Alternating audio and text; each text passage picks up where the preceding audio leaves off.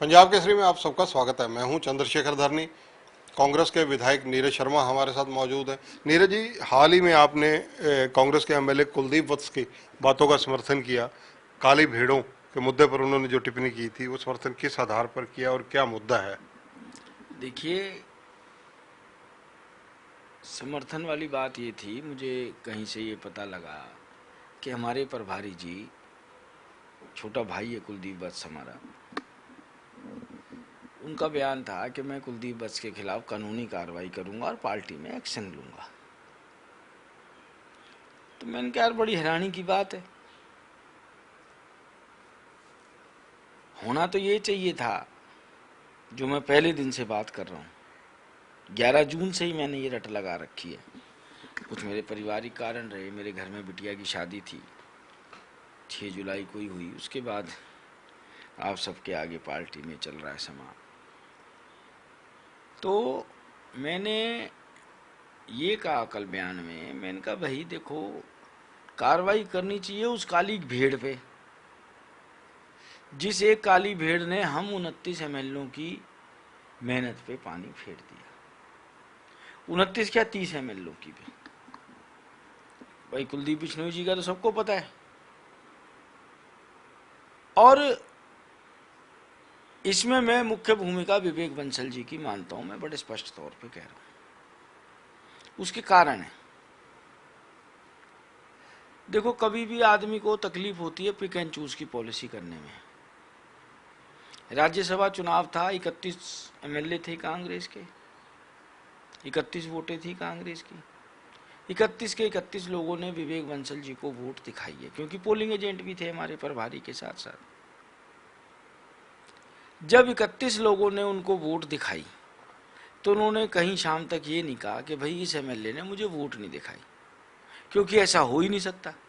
आप वोट कहीं दो ना दो, ये आपका मन है, पर आपने अपने प्रत्याशी को के ऑथराइज एजेंट को वोट नहीं दिखाई, तो आपकी वोट कैंसिल मानी जाती है, ये सबको पता है। जब सबने आपको वोट दिखाई, कुलदीप बिश्नोई जी का तो आपने सुबह ही डिक्लेयर कर दिया कि जी इन्होंने क्रॉस वोटिंग करी है। वो जो काली भेड़ है, उसका राज अभी तक क्यों दफन करके बैठे हो? ये कहते हैं मैंने हाईकमान को रिपोर्ट दे दी, और मैं आपको क्लियर कट बता रहा हूँ, इन्होंने जो हाईकमान को रिपोर्ट दी है उसमें सिर्फ कुलदीप बिश्नोई का नाम लिखा है। उसमें इन्होंने दूसरे एमएलए का नाम नहीं लिखा, गोलमोल रिपोर्ट बनाई है। नहीं तो ये सार्वजनिक करे, फिर इनकी कुलदीप बिश्नोई से क्या दुश्मनी है भाई? क्योंकि या तो परमात्मा जानता है वो वोट किसकी है, या विवेक बंसल जी जानते हैं, या देने वाला जानता है। और जो शक्ति सिंह गोहिल जी ने आपको समझाया, हमको भी ट्रेनिंग दी, आपको भी ट्रेनिंग दी, आपने जो रिएक्ट किया उस ट्रेनिंग का बिल्कुल उल्टा हिस्सा है। तो मैं इस केस में 3 संभावनाएं समझता हूं। पहली बात, विवेक बंसल जी जानबूझ के नाम नहीं बता रहे काली भेड़ का। क्या कारण है, क्या स्वार्थ है, ये वो जाने। और मुझे कोई डर नहीं है संकोच कहने का। आप कुलदीप बस के खिलाफ तो कानूनी कार्रवाई में जाओगे, मैं तो कह रहा हूं कानूनी कार्रवाई करो आप नीरज शर्मा के खिलाफ। जो फांसी लगा सकते हो लगाओ नीरज शर्मा को, पर नीरज शर्मा तो सच को सच कहेगा और झूठ को झूठ कहेगा। या जिस काम के लिए बंसल जी को बिठाया था, बंसल जी ने वो काम अपना कर्तव्य निष्ठा ईमानदारी से नहीं किया। ऐसा भी नहीं हो सकता, क्योंकि हर किसी ने, जब जैसे आप यहाँ बैठे हैं और मैं गया, मैंने बंसल जी को अपनी वोट दिखाई, तो बंसल जी को ट्रेनिंग में ये भी सिखाया था कि सबने कागज अपना खोलेंगे, आपको उसका बैलेट भी अपने आगे फोल्ड कराना है। और ये हर किसी को कहते थे कि भाई अपना आप बैलेट अब फोल्ड कर लीजिए, क्योंकि अनफोल्ड लेके आप घूमेंगे तो भी वोट कैंसिल है। और मुझे देखो भाई साहब, शक तो पहले ही दिन हो गया था, 11 तारीख को ही।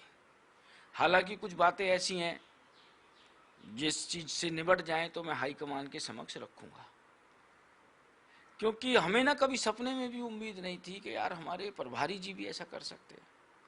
ये हिंदुस्तान के इतिहास में पहली बार हुआ है।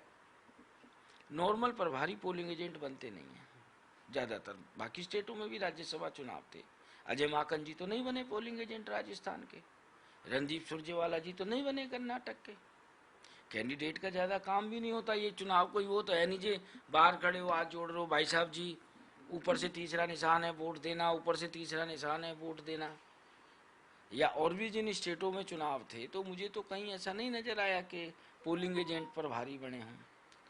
पर कुछ चीजें ऐसी हैं जो मैं आज नहीं कह सकता हूं आपसे, नीरज जो जी, हमारे चेहरे हमारे अंदर दफन है, जो ये कहती हैं कि भाई बंसल जी शुरू से ही संदिग्ध ऐसी गतिविधियां कर रहे थे जिसकी वजह से हमारी हार हुई। संदिग्ध से आपका तात्पर्य क्या है? अब वो मैंने कहा है, मैं धरनी साहब आपको नहीं बता सकता हूँ, मैं सिर्फ हाई कमान को बताऊंगा। वैसे मैं अपने सीएलपी लीडर को बता चुका हूँ वो सारी बातें, मैंने अपने सीएलपी नेताजी को बता दिए। क्योंकि देखो हमारा भी एक सिस्टम है, एक आधार है कि हम विधायक हैं, मैं कोई पार्टी का प्रवक्ता तो हूँ नहीं। आप भाई बंदी में आते हैं, पूछते हैं, हमें जवाब भी देना पड़ता है मीडिया को। जो वो 5-6 चीज़ें ऐसी हैं जो कड़ी से कड़ी जुड़ती है ना, तो वो दिल कहता है कि नहीं यार इन्होंने बड़ा गलत किया। क्योंकि ये राज्यसभा का चुनाव इट्स ए डबल की लॉकर, कि एक मास्टर की तो विवेक बंसल जी हैं, दूसरी हम 30 में से कोई सा था कि कोई भी लॉकर में लगा लो खुल जाएगी। पर बंसल जी के बगैर ये काम नहीं हो सकता था, ये चोरी नहीं हो सकती थी। मैंने अपने सीएलपी लीडर साहब को ये सारी बातें बता दी, और ये मेरी इच्छा नहीं है। लास्ट हमारी सीएलपी मीटिंग थी, यशवंत सिन्हा जी आए थे, तो उससे पहले हमने हुड्डा साहब के समक्ष बात रखी। मैंने कि देखो जी, ये हम चाहते हैं काली भेड़ पता लगे। क्योंकि भाई साहब सबसे बड़ी बात है ना, 10 दिन अपनी जनता से हम दूर रहे हैं। अपने चलो घर परिवार को हम छोड़ दें, हम नेताओं का कोई घर परिवार नहीं होता, बीवी बच्चे नहीं होते, ये मान के चलते, पर जनता तो हमारी प्रिय है। हमारी 29 की मेहनत एक आदमी खराब कर गया, दर्द तो होता है। और मैंने कहा जी हमें उस काली भीड़ का पता चाहिए। क्यों? कहीं दुष्यंत चौटाला जी मेरा नाम ले रहे, मनीष ग्रोवर जी किसी और का ले रहे हैं, कोई किसी और का ले रहा है। जब तक क्लियर कट नाम नहीं आएगा, अच्छा नाम बताए कौन? विवेक बंसल जी। वो ऐसी ताला नगरी से आए हैं, अलीगढ़ से, अपने मुंह पे ही ताला लगा लिया है। हालांकि वो हर ताला खोलने में सक्षम है और लगाने में भी सक्षम है, पर इस मामले में वो खुल के क्यों नहीं कह रहे? क्या डर है उनको? कौन सा ऐसा भय खाया पड़ा है? जिसने वोट दिए वो तुम्हें मार देगा जान से। राज्यसभा के चुनाव परिणामों में हार रही कांग्रेस के अजय माकन की, यानी इसके जिम्मेदार जो हैं विवेक बंसल है। 100% विवेक बंसल जी और वो काली भेड़ जिसने ये मिलके काम किया। अगर जो विवेक बंसल जी नहीं मिलते, या हो सकता है किसी प्रेशर में नाम नहीं बता रहे, वो क्या प्रेशर है इसीलिए उंगलियां उठ रही हैं उन पे। कांग्रेस के जो प्रभारी हैं विवेक बंसल, वो बीजेपी से मिले हुए थे या कार्तिकेय शर्मा जो निर्दलीय कैंडिडेट जो अब राज्यसभा सांसद है उनसे मिले हुए थे? देखिए मैं ये नहीं कह सकता हूँ वो किससे मिले थे नहीं मिले थे, परंतु मैं एक बात जानता हूँ, जो राज्यसभा चुनाव की वोट का प्रोसेस है, संभावनाएं 3। पहली, विवेक बंसल जी को पता है वो वोट किसने दी और वो नहीं बता रहे तो भी वो दोषी हैं। दूसरी, जिस काम के लिए उन्हें बिठाया था, जैसे अब मेरे को भी चश्मा लग गया है, कभी कभी आदमी चश्मा सर के ऊपर रख लेता है, वो बंदा वोट दिखा गया और आपको नहीं पता लगा, तो फिर आपको मॉरल अधिकार पे रहने का कोई हक नहीं है। क्योंकि आपके पास काम क्या है? 10 दिन रायपुर रहे हो, एक एक चीज बिल्कुल तोते की तरह समझाई है गोयल साहब ने, हमारे इतने बड़े नेता हैं। आपके पास काम क्या था उस दिन चंडीगढ़ में? एक ही तो काम था बस, 31 लोगों की वोट चेक करना। कोई लंबा चौड़ा काम भी नहीं था, ऐसे भी नहीं है कोई 500 पेपर चेक करने। अगर जो वो भी आप ठीक से नहीं चेक कर पाए तो आपको इतने बड़े स्टेट के प्रभारी रहने की कोई जरूरत नहीं है, कोई औचित्य नहीं है। या तीसरा, रात को भाई साहब काउंटिंग सेंटर में आ गया कोई भूत, और वो भूत आके ऐसे जो लकीर थी उसको टिक कर गया। और बंसल जी का ना मैं बताऊं आपको धन्नी साहब, इसलिए भी शक जाता है। सुबह जिस दिन हम चुनाव हारे, रात को रामायण पाठ कर रहे थे कि भाई जैसी डिक्लेयर हुआ जीत गए माकन जी, प्रभु का धन्यवाद किया। अब प्रभु ने तो जिता दिए थे, पर भैया काली भीड़ कर गई काम अपना। रिकाउंटिंग हुई, हम हार गए, कोई बात नहीं, 3:30-4 का समय था, नींद तो आई नहीं। सब साथी अपना आपस में दुख बांट रहे थे, कौन निकल गई, कौन चोर निकल गया, कौन चोर निकल गया। सुबह 6:30 बजे मैंने बंसल जी को फ़ोन मिलाया। भैया बोलते हम बड़े व्यक्तिगत संबंध है उनसे हमारे, बड़ा कहते हुए आत्मा पे जोर पड़ रहा है, पर भैया देखो पार्टी के लिए तो हम बड़ी से बड़ी कुर्बानी भी देंगे, चाहे अपना सगा परिवार क्यों ना हो। मैंने कहा भैया एक तो चलो पता था कुलदीप बिश्नोई की वोट है, दूसरी मैंने गाली दे के कहा कि वो कौन निकल गया ऐसा, बजाय इसके मुझसे बात करें, कहते यार नीरज तेरा डंडा तो छोटा था ना। अच्छा, हम भी रात भर सोए नहीं थे, हमें लगा कि यार ये तो कोई हमारी वोट ही खराब नहीं हो गई हो। तो ये व्यवहार जिन्होंने मेरे संग किया होगा, मैं समझता हूँ बाकियों के संग भी किया होगा। ये इनकी सुबह 6:30 बजे की पहली स्टेटमेंट थी कि जो इनसे सवाल करे उल्टा उसी को फंसा दो कि मेरी बात पे पर्दा डल जाए। मैंने कहा भैया कैसे बात कर रहे हो, मेरी तक लंबी लकीर थी और मैंने आपको दिखाया, आपने गुड़ बोला है, सामने रिकॉर्डिंग में आ रहा है, आपका चेहरा हिलता हुआ नजर आ रहा है, क्योंकि मेरा चेहरा तो इनकी तरफ था। हाँ हाँ यार तेरी तो लकीर लंबी थी। फिर मैंने मैसेज डाल दिया शक्ति सिंह गोयल जी को कि sir when free please call. उनका 9:30 बजे फ़ोन आया। मैंने कहा सर इतनी अच्छी ट्रेनिंग दी आपने, सब चीज़ थी, हम 10 दिन यही करते रहे, उसके बाद भी वोट कैसे खराब हो गया, कहाँ कमी रही किस चीज़ की। उन्होंने बोला नीरज ट्रेनिंग में कमी नहीं थी, किसी ने लाइन गलत नहीं डाली है, टिक का मार्क किया है। फिर मेरा माथा ठनका, मैंने कि ओहो ये तो बड़ा हो गया। और अभी तक जब नाम नहीं आया तो जैसे इन्होंने मुझको फंसाने की कोशिश की ऐसे ही हर किसी को जवाब दे रहे होंगे। पर आज देखो 2 महीने होने जा रहे, अब इस बात को लेके अब बहुत से हमारे साथी कह रहे हैं नीरज इससे पार्टी का नुकसान होता है। जरूर होता होगा, पर भाई देखो ये सच्चाई भी आनी बहुत जरूरी है कि वो काली भेड़ कौन है, क्योंकि हम आपस में बैठ नहीं पा रहे हैं भाई साहब। अब ऐसी स्थिति में कांग्रेस आला कमान से आप क्या डिमांड करते हैं कि हरियाणा के प्रभारी को बदलना चाहिए? देखिए सबसे पहली बात तो उस काली भेड़ का पता लगना चाहिए और प्रभारी जी का क्या रोल है उसके अंदर। बदलना तो बहुत दूर की बात है, आदमी को अपनी नैतिकता के आधार पर ही कुछ कदम खुद उठा लेने चाहिए। आदमी के अंदर नैतिकता होनी चाहिए। हमारे इतने बड़े नेता हैं, सीनियर नेता हैं, अगर जो वो नैतिकता का परिचय नहीं देंगे तो कौन देगा। मैंने कहा संभावनाएं 3, पहली बात जानबूझ के किया, दूसरी बात आप सक्षम नहीं थे उस कार्य के लिए जो कार्य आपने ले लिया, तीसरा भूत ब्याह गया। अगर जब भैया भूत प्रेत ब्याह गए तो फिर तो देखो बंसल जी के लिए जो मैंने कहा, मैं अपने शब्द वापस लेता हूँ, बेगुनाह व्यक्ति हैं। और अगर जो इन दोनों में से कोई काम है तो उन्हें अपनी नैतिकता के आधार पर कर्तव्य का पालन करना चाहिए। नीरज जी, विधानसभा सेशन 8 अगस्त से शुरू होने जा रहा है, ऐसे कौन से अहम इश्यूज हैं जो आप उठाने जा रहे हैं? देखिए सेशन बहुत कम समय का है, 3 दिन का सेशन है। 3 दिन का समझो, 1.5 दिन ही समझो जी, देखो कितना समय मिलता है।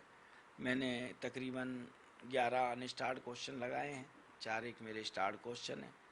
और बड़े दुख के साथ कह रहा हूँ, जो पीछे हमें फैसिलिटी दी हमारे माननीय स्पीकर साहब ने, उसके अंतर्गत मैंने क्वारी लगाई थी और मुझे जवाब मिला कि HRDF के तहत मेरी विधानसभा को 1 रुपया नहीं दिया गया। तो जो सरकार नारा देती है सबका साथ सबका विकास, वो मैं मुद्दा उठाऊंगा।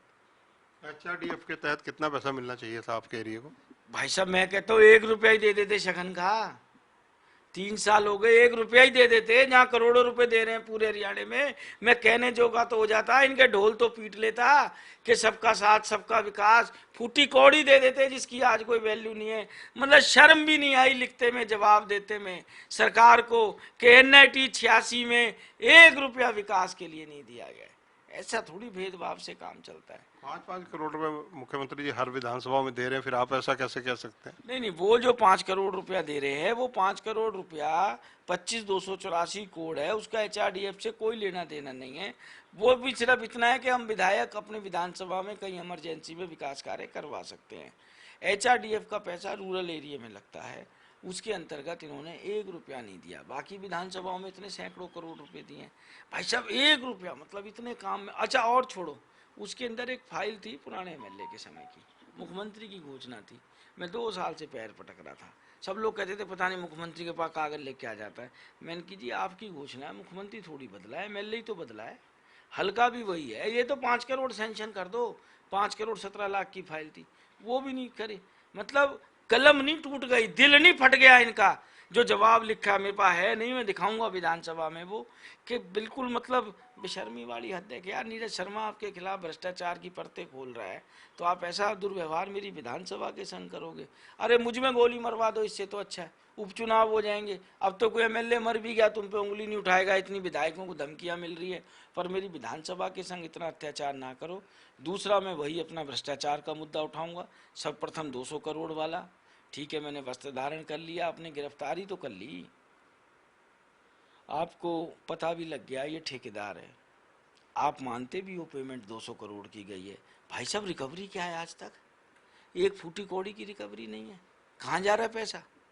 अब तुम्हें ईडी याद नहीं आ रही, सीबीआई याद नहीं आ रही, जबकि इतनी चैन भिड़ी पड़ी है। आप इसको ईडी सीबीआई में दो केस को, दूध का दूध पानी का होगा। तीसरा, एक जो बहुचर्चित फार्मेसी घोटाला चल रहा है, उसकी भी हम विधानसभा में ध्यानाकर्षण भी लगाएंगे, उस पर चर्चा भी करेंगे।